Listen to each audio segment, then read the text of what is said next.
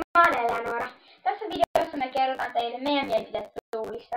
Musta Eleonorassa Tuuli on aivan kauhea. Me ei tykätä sitä ollenkaan. Ensin Robin, nyt Tuuli. Meidän se meni pilalle. Joo. Siis Tuuli, se makkii Lady Gagaa, sillä on kauhea ääni. Se on sillä tavalla kans summa. Ja se luulee, että siitä tulee kuuluisa samalla tavalla niin kuin Robinista.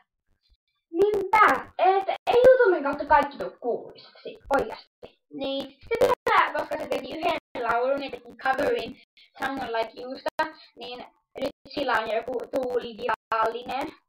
Niinpä, ja Spotifyssa hänellä on jo siellä se laulun salaisuudet. Niin, heillä laulun tulee kuuluisaksi, mutta Robin on, se Robinista voisi tulla, mutta ei Tuulista. Niin.